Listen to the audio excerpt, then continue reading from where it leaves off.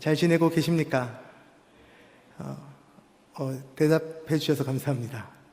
한 번에 물었는데 한 번에 대답하는 경우가 잘 없는데, 정부에 좀 잘 코로나가 정리되면 좋겠는데 잘 정리되지 못해서 또 정부가 교회와 또 많은 모임들을 이렇게 제재하고 이렇게 쉽지 않은 상황 가운데 놓여져 있는 것 같습니다. 네, 그럼에도 불구하고 우리가 이렇게 함께 모여서 예배할 수 있음이 참 감사하고 오늘도 함께 주님을 바라볼 수 있어서 참 다행입니다. 지난 시간까지 요나에 대해서 함께 쭉 이야기들을 나눴었는데요. 오늘부터는 야고보서를 가지고 함께 하나님 귀한 말씀을 나누고 싶습니다.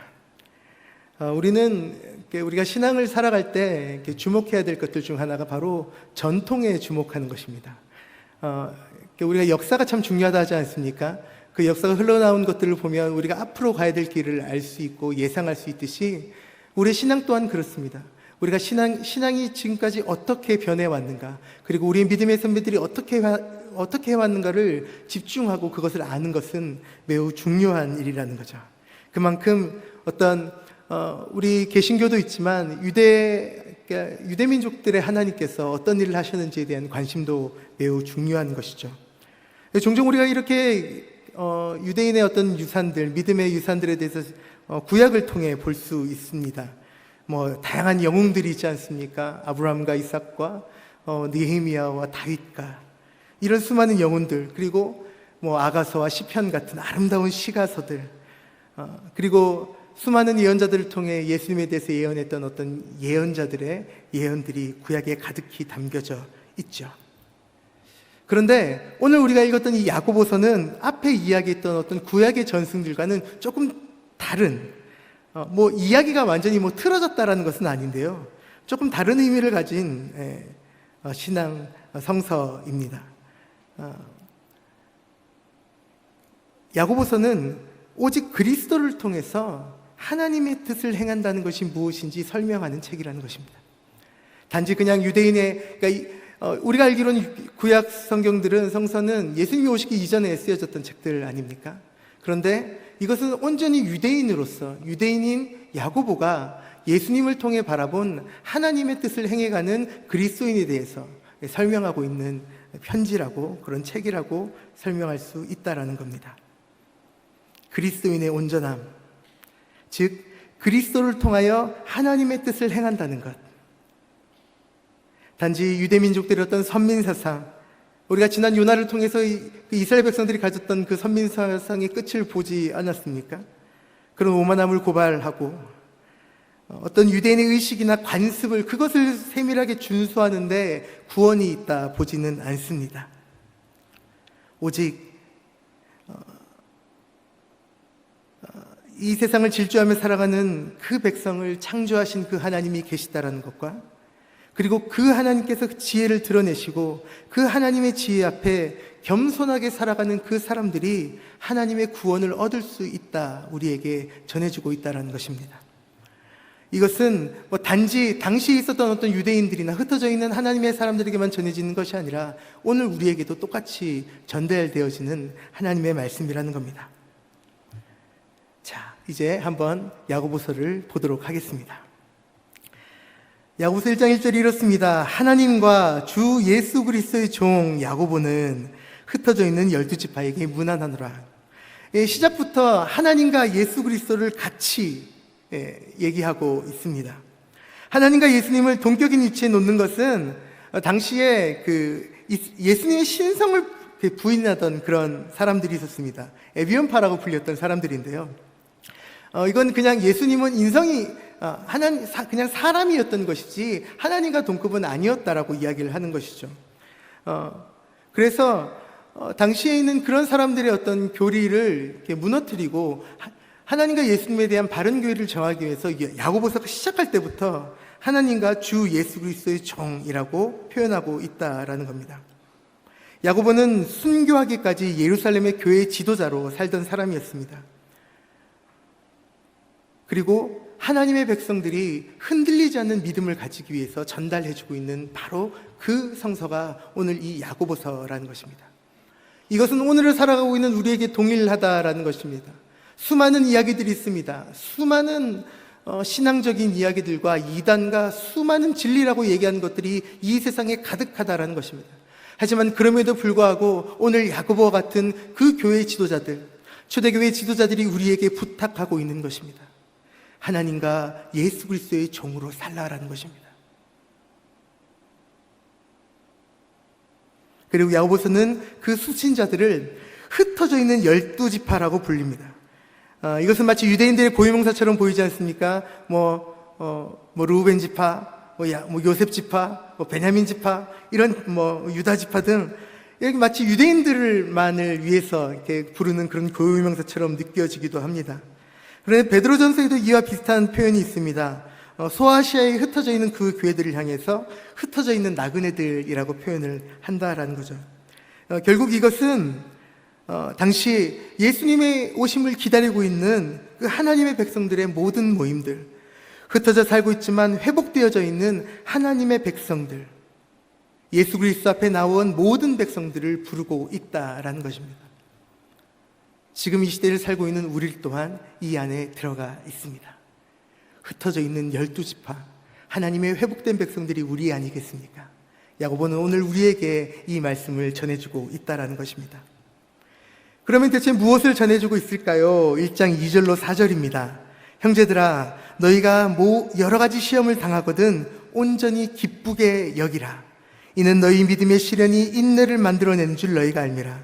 인내를 온전히 이루라. 이는 너희로 온전하고 구비하여 조금도 부족함이 없게 하려 함이라.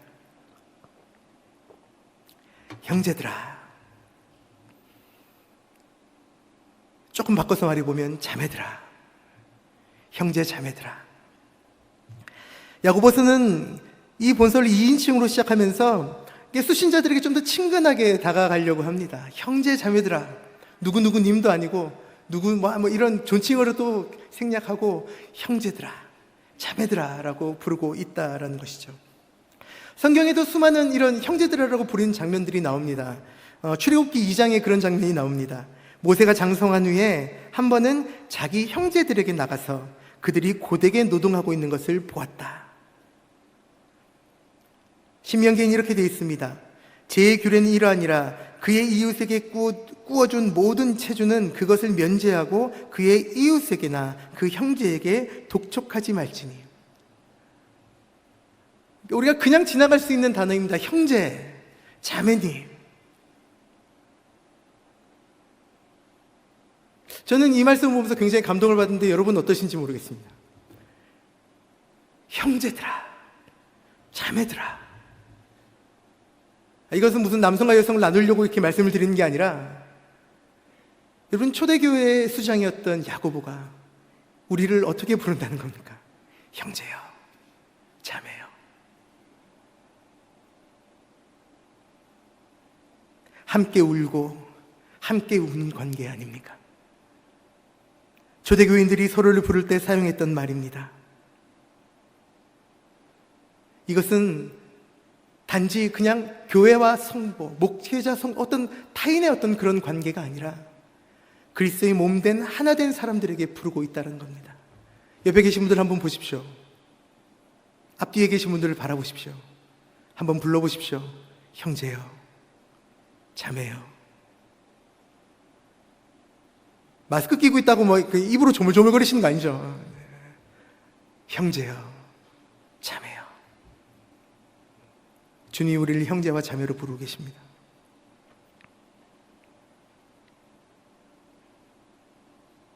자, 그 형제와 자매들에게 이제 야고보가 부탁합니다. 믿는 사람들을 위한 시련보다 그에 따른 결과에 초점을 두고 이야기하기 시작합니다. 무엇입니까? 너희 믿음의 시련이 인내를 만들어내는 줄 너희가 알미라. 아프니까 환자죠. 처음에는 그 말을 들을 때 뭔가 되게 희망이 있고 뭔가 우리의 마음을 따뜻하게 대표해준 줄 알았는데 실제로 살아보니까 아프니까 청춘이다 아니라 아프면 환자다 막 이렇게 얘기를 하는데요. 우리 인생에 아픔이 있습니다. 우리에게 시련이 있습니다. 그러니까 요즘 우리가 시련이라고 생각하면 한쪽 방향에서 떠오르는 게 있습니다. 만났다 헤어지는 거, 그거 한 개만 보고 막 시련이라고 얘기도 하고 하는데, 어떠십니까? 여러분 인생에 지금 시련이 있으신 것 같습니까? 아멘이 안 나오나요? 아멘 할 힘도 없이 막 시련을 겪고 계시고 아픈 가운데 계시지는 않습니까? 우리에게 아픔이 있다라는 것이죠. 야고보서는 그 믿는 사람들의 시련, 그 아픔이 있다라고 얘기하고, 그 아픔과 시련에 초점을 맞추기보다 그 아픔과 시련의 뒤에 있는 것에 초점을 맞춥니다. 마치 시련과 아픔은 인생의 필수 코스인 것처럼 당연하듯 얘기하고요, 그 결과에 대해서 이야기한다는 것이죠. 무엇입니까? 믿음의 시련을 통해서 인내가 만들어진다라고 합니다. 시련의 끝까지, 아픔의 끝까지 인내하는 자들에게 인내가 주어지고, 곧 그 인내를 통해 우리가 온전하여진다라는 것이죠. 이 시험에 해당하는 헬라어 페이라스 모이스라는 이 단어는요, 그러니까 외부로부터 시작되는 것입니다. 그러니까 내 안에서 있던 어떤 그런 내 안에 어떤 개인적인 어떤 싸움이 아니라, 내 스스로부터 오는 싸움이 아니라 외부로부터 주어지는 그것이 바로 여기서 말하는 아픔과 시련이라는 것인데요, 어떤 내 내면에 있는 죄의 유혹이나 내 스스로가 싸우고 있는 어떤 그런 것이 아니라 외부의 것들을 말하는 것입니다. 왜? 우리 내면에 있는 것들은 이미 예수 그리스도를 통해 해결이 됐다라고 보는 것이죠. 제가 지난번에도 한번 나눈 적이 있었던 것 같은데요, 우리가 우리 안에 있는 것들을 바라보긴 하면 한도 끝도 없다라는 것이죠. 그래서 오히려 나를 위해 죽으신 예수 그리스도를 믿고 주변에 있는 것들을 바라보라고 말씀드린 적이 있습니다. 외부로부터 오는 시련을 낙심하지 않고 이겨내면 자신의 믿음이 연단받아 더욱더 굳건한 믿음의 성장이 이룰 수 있다라고 말하는 것이죠. 이렇기 때문에 야고보는 수신자들에게 현실의 그런 고난 가운데서도 충만한 기쁨으로 기뻐하라고 권면하고 있다는 것입니다. 그냥 이 말을 들으면 그냥 되게 일상적인 꼰대처럼 보일지 모르겠습니다. 야, 다 아픈 거야.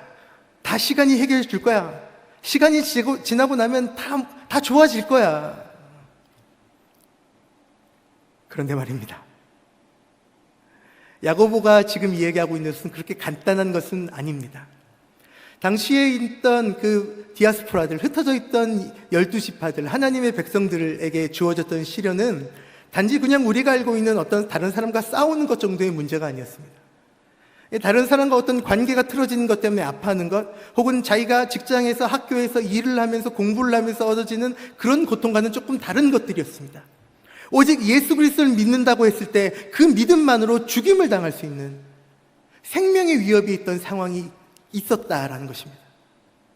그러하기에 야고보가 지금 부탁하고 있는 이 시련을 통과하는 것은 단지 그냥 어떤 마음이 상하고 몸이 상하고의 정도가 아니라 생명이 달려있던 문제였다는 것입니다. 하지만 형제들이여, 자매들이여, 기뻐하십시오. 우리가 이 시련을 견디고 내고 우리가 이것을 인내할 때에 우리에게 소망이 있다라고 얘기한다는 것입니다.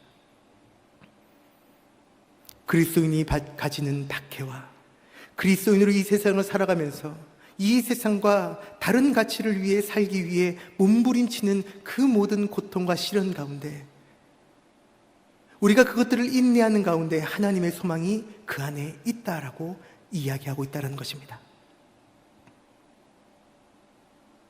로마서는 이렇게 고백하죠. 우리가 환난 중에도 즐거워하나니 환난은 인내를, 인내는 연단을, 연단은 소망을 이룬 줄 알미로다. 물론 이 시련에 대한 야고보의 표현과 바울의 표현은 조금 차이가 있습니다. 바울은 인내는 연단은, 연단은 소망을 이룬 줄 알미라고 이야기를 하고 이 인내를 어떤 원인에 두고 있다라는 것이죠.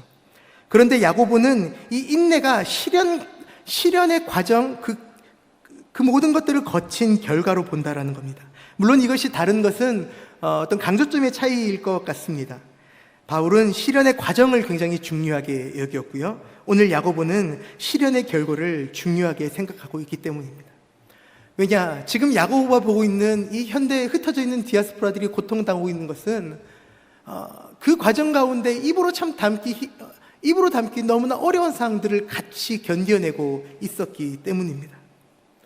그러하기에 그 과정, 그 아픔과 고통, 거기에 집중하기보다 그 이후에 있을 하나님의 소망에 대해서 이야기하고 있다는 것입니다. 결국 야고보서의 온전히 이루라는 말은 중도에서 포기하지 말라라는 것입니다. 끝까지 참고 견디라는 의미입니다. 다시 한번 말씀드리지만 단지 꼰대처럼 이야기하는 것이 아닙니다. 하나님께서 온전하신 것처럼 그 하나님의 백성들도 온전하여져야 함을 부탁하고 있는 것입니다. 그리스도의 지체로서 하나님의 백성으로서 인내를 갖춘 부족함이 없는 상태, 이것이 바로 그리스도인의 온전함임을 오늘 하나님의 말씀 가운데 우리에게 전해주고 있는 것입니다. 신체의 각 부분 모든 것이 건전하고 건강한 것입니다. 그리스도인들이 모든 부분에서 갖춰져야 할 것을 시사하고 있습니다. 야고보는 본절에서 그리스도인의 어떤 이런 세상에서의 삶이 완전히 하나님의 형상과 똑같아야 된다라고 얘기하는 것은 아닙니다. 그럴 수 있으시겠습니까? 그럴 수 있으면 좋겠습니다. 제 말이 이해가 안 되십니까? 여러분, 이 세상을 살아가면서 예수님과 똑같이 살아보십시오. 살아내십시오. 지금 속에서 이렇게 나오죠. 니나 잘하세요, 막 이런 거. 너부터 좀 그렇게 살아보시지 않겠습니까? 한번 해보시지요. 실제로 우리가 느낍니다. 우리가 이 하나님의 말씀을 들고 이렇게 안 살아보셨습니까? 죄송합니다. 그렇게 살아보신 줄 알고. 우리가 마음으로는 그렇게 살기를 원하지 않으십니까? 혹시 이 자리에 나는 예수와 전혀 상관없이 살고 싶다, 난 하나님과 좀 별개로 살고 싶다, 기왕에 내 인생에서 좀 피곤하니까 빠지셨으면 좋겠다, 이렇게 안 계시죠? 그렇죠? 이게 우리의 공통된 소망이지 않습니까? 예, 우리가 예수님의 뜻대로 살고 싶습니다. 이 땅 가운데 예수님의 그 가치와 예수님이 행하셨던 모든 것을 따라 살고 싶습니다. 나를 바라보는 사람들이 너를 보니까 예수님이 생각나, 그런 말을 하셨으면 좋겠습니다. 그럼에도 불구하고 말입니다. 왜 우린 집에만 들어가도 딸이 아니고 왼수고 아들이 아니고 차마 더 말을 못하겠습니다. 어떠십니까? 예, 그렇습니다. 우리가 그것대로 사는 것이 쉽지 않다라는 것이죠. 근데 그럼에도 불구하고 야고보는 오늘 우리에게 그리스도의 온전함을 말하며 우리가 이 세상 가운데 하나님의 뜻대로, 하나님의 말씀대로 예수 그리스도의 가치로 살기 위해서 우리가 어떤 것들을 포기하고 그 시련을 당하고 어려움을 당함에도 불구하고 하나님의 뜻대로 살아가라고 말씀하신다라는 겁니다. 하지만 우리의 현실은 그게 어렵다라는 것이죠. 그러하기에 야고보는 우리에게 다시 한번 부탁합니다. 그 목표를 향해서 나아가는 마음과 그 자세를 끝까지 견지하십시오. 실패할 수 있습니다. 하나님의 말씀대로 살고자 마음을 먹었지만 실패할 수 있습니다. 어제 기도했는데 오늘 실수할 수 있다는 것이죠. 지난번 수련회 때 뜨겁게 기도하지 않으셨습니까? 주님, 내가 노 터닝백, 다시는 돌아서지 않겠습니다 하면서. 그런데 집에 돌아가자마자 돌아서고. 하지만 그럼에도 불구하고, 실패함에도 불구하고, 넘어짐에도 불구하고 하나님을 바라보는 시선을 떨어뜨리지 말라고 부탁하는 것입니다. 하나님을 향해 나아가는 그 자세를 잃어버리지 말라는 것입니다. 오늘 야고보는 그것을 우리에게 부탁하고 있습니다. 그것이 바로 우리의 인내함입니다. 걱정하지 마십시오. 우리가 인내하는 만큼 주님도 우리를 인내하십니다. 여러분, 이게 얼마나 행복한 말입니까? 주님이 우리를 인내하십니다. 나만 행복한 겁니까? 여러분, 하나님이 우리를 끝까지 참으신다라는 겁니다. 아멘 하셔도 됩니다. 하나님이 우리를 끝까지 참으십니다. 다만 우리가 우리의 시선을 하나님께로 향하고 우리의 입술과 우리의 모든 삶을 통해서 그 이 땅 가운데 하나님의 나라를 누리기에 한 걸음 한 걸음 걸어가는 것, 하나님께서 그 자세를 잃지 말라 우리에게 부탁하신다라는 겁니다. 시련과 고난은 그리스도인들이 하나님을 의지하고 있다는 것을 일깨워주게 합니다. 그런데 종종 현대인들은 일어나는 상황들을 환경 탓으로 돌리고 또 자기가 편하기 위해 외부의 어떤 그런 그릇된 모습, 잘못된 것들에 대해서 입을 다물기도 하고요. 그게 다 그런 거지 뭐 하면서 습관과 규범으로 받아들이는 그런 경우도 있습니다. 부끄럽게도 저도 그럴 때가 있습니다. 그런데 야고보서는 우리에게 말합니다. 그리스도의 제자들은 사회의 인습적인 모습과 규범에 도전하는 행동으로 참 가치를 세우기 위해 하나님을 바라보고 하나님을 위해 움직이는 것을 말한다라는 것입니다. 물론 교회는 초인적인 집단은 아닙니다. 인간을 초월하는 집단은 아닙니다. 하지만 선한 행위가 무엇인지 고민하며 그것을 향해 한 걸음 한 걸음 함께 나아가는 공동체인 것입니다. 형제, 자매요.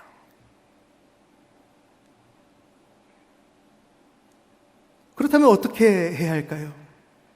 사실 실제로 우리가 인생 가운데 하나님의 뜻을 온전히 세워내는 것, 하나님의 가치가 무엇인지 정확하게 얘기하고 그것을 향해 행동하는 것, 우리가 알고 있지만 쉽지 않은 일입니다. 오늘 우리가 읽었던 야고보서의 하반절에 이렇게 되어 있습니다. 5절로부터 8절을 제가 읽어드리겠습니다. 너희 중에 누구든지 지혜가 부족하거든, 누구든지 지혜가 부족하거든 모든 사람에게 후히 주시고 꾸짖지 아니하시는 하나님께 구하라. 아멘. 그리하면 주시리라. 아멘. 아멘. 예. 오직 믿음으로 구하고 조금도 의심하지 말라. 의심하는 자는 마치 바람에 밀려 요동하는 바다 물결 같으니 이런 사람은 무엇이든지 죽게 얻기를 생각하지 말라. 그런 사람은 두 마음을 품어 모든 일에 정함이 없는 자로다. 여러분, 우리가 가지고 있는 지혜는 부족합니다. 불완전하죠. 우리가 온전한 인내를 잃을 수 없습니다. 우리가 인간의 생각이나 우리의 이성은 잘못된 길로 빠지기 너무나 쉽습니다. 카톡 하나 때문에 생각이 바뀌어지는 세상이지 않습니까? 내용의 유무와 상관이 없이 내가 좋아하는 사람이 보내준 거면 그게 맞는 줄 알고 그게 진리인 것처럼 우리의 마음이 요동하지 않습니까?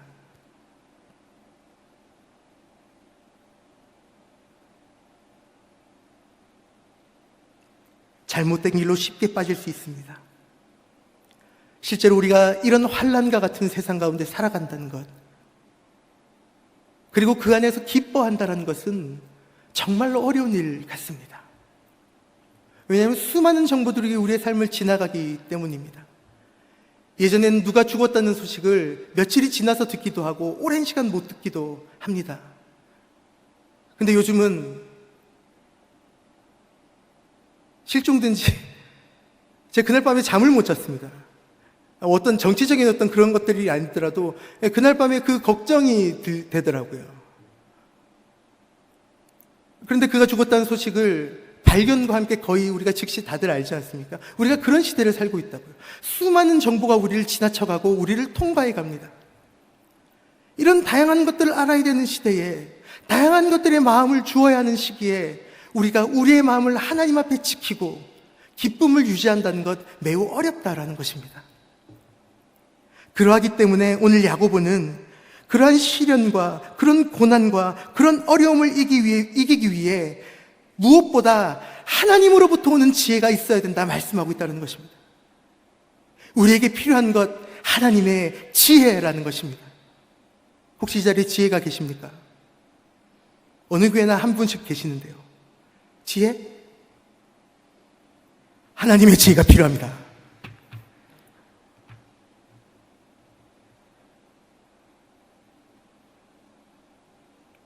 하나님으로부터 오는 지혜는 단지 과학적인 지식만이 아니라 하나님의 뜻을 깨달음으로써 그리스도인으로 의롭게 살아가는 것,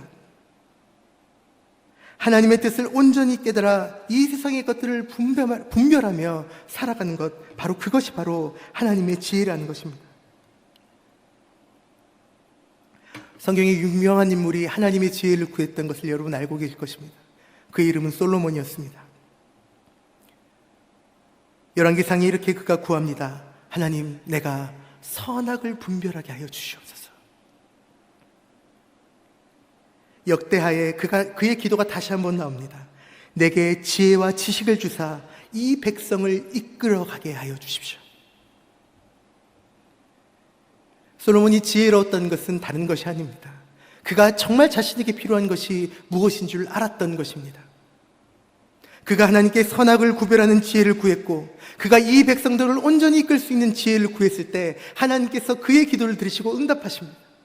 그런데 단지 그냥 그에게 지혜만을 주시는 것이 아니라 그에게 필요한 모든 것을 채워주겠다, 부와 명예와 필요한 모든 것을 채워주시겠다, 하나님께서 약속하신다라는 겁니다. 여러분, 이게 바로 우리가 일반적으로 하나님께 많이 기도하면 무엇인가를 받을 것 같고, 하나님께 오래 기도하면 받을 것 같고, 뭐랄까요, 뭔가 정성을 들여야 하나님께서 받으실 것 같고, 그것이 틀렸다라고 생각을 하지 않습니다만, 전 진짜 필요한 기도가 바로 오늘 솔로몬의 기도라고 생각합니다. 무엇입니까? 하나님의 마음을 알아들이는 기도라는 것입니다. 나에게 필요한 것들을 구하는 것이 아니라 하나님의 마음에 합한 기도가 필요한 시대라는 것입니다. 여러분, 저는 이것 때문이라도 우리에게 지혜가 필요하다고 생각합니다. 하나님께 어떻게 구하시겠습니까? 하나님께 무엇을 구하시겠습니까?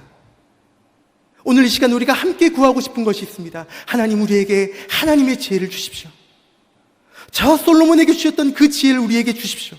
우리로 하여금 선과 악을 구분하게 해주십시오. 우리로 하여금 이 백성 가운데 이 시대를 살아가는 사람들 앞에 출입하며 살아가도록 부끄럽지 않은 지혜를 우리에게 주십시오. 여러분, 이 기도를 함께 하시지 않겠습니까? 꾸짖지 아니하신 하나님께서는 종종 우리의 기도가 번거롭다 해도 결코 우리를 책망하시는 분은 아니십니다. 하지만 그럼에도 불구하고 하나님의 백성들이 자신의 마음을 알아들인 기도를 해드릴 때, 하나님의 마음에 합한 한 사람이 나타날 때 하나님은 감동하시고 그의 인생에 하나님이 필요할 때 필요한 모든 것들을 채우신다라는 것입니다. 그냥 기도할 때 복을 얻는 것이 아니라 하나님이 원하시는 기도가 무엇인지 우리가 함께 고민해 봐야 하지 않겠습니까? 지혜가 없는 사람은 지혜를 달라고 하나님께 구해야겠습니다. 죄송합니다. 이건 설교문에 안 적었는데, 지혜 자매가 필요하시다면 죄송합니다. 필요하신 분은 구하십시오. 저는 구하면 안 됩니다. 전 결혼을 했습니다.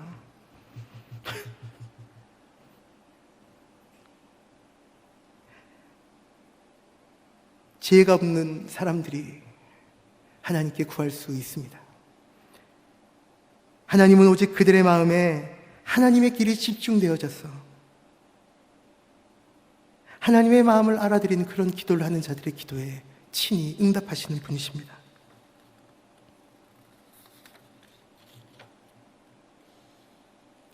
마태복음 6장 8절에는 이렇습니다. 그리스도인들이 구하기 전에 사랑의 하나님께서 필요한 모든 것을 알고 계시기 때문에 이교도들처럼 중언부언하지 말라라고 그렇게 부탁합니다. 하나님의 은혜는 그 은혜를 받기 위해 하나님의 마음으로 신실하게 기도하는 그런 방향을 가진 사람들의 기도를 하나님께서 들으시고 그들의 삶을 통해 하나님이 역사하십니다.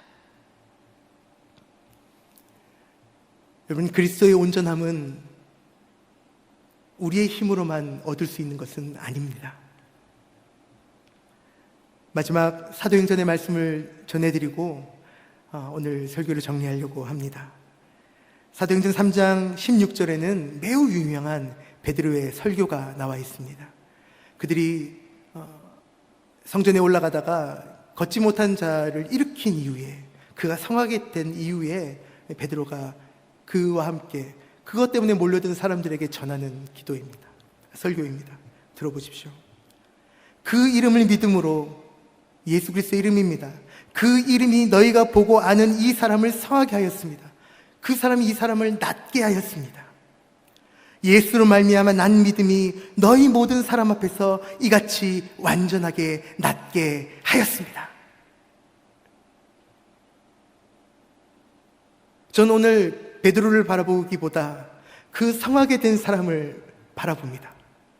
여러분, 그가 일어나게 되었던 것, 그가 온전한 그리스도인으로 살게 되었던 것, 그가 잃어버렸던 하나님의 형상을 되찾게 되었던 것은 다른 것이 아니라 오직 예수 그리스도의 이름으로 말미암아였습니다. 우리는 이 세상 가운데 성하게 되어 살고 싶습니다. 바르게 걷고 싶고 바르게 보고 싶으며 옳은 것을 듣고 옳은 것을 말하고 싶습니다. 여러분, 하지만 그것이 우리가 나눈 것처럼 쉬운 일은 아니었습니다. 하지만 그럼에도 불구하고 예수의 이름이 우리를 성하게 할 것입니다. 우리의 마음과 우리 인생의 방향을 오직 예수 그리스도를 향하고 우리가 그렇게 살아갈 때 그 예수의 이름을 믿음으로 그 예수의 이름이 우리를 성하게 할 것입니다. 그렇게 안 되면 베드로를 고소하십시오. 저 말고요. 베드로의 설교이지 않습니까?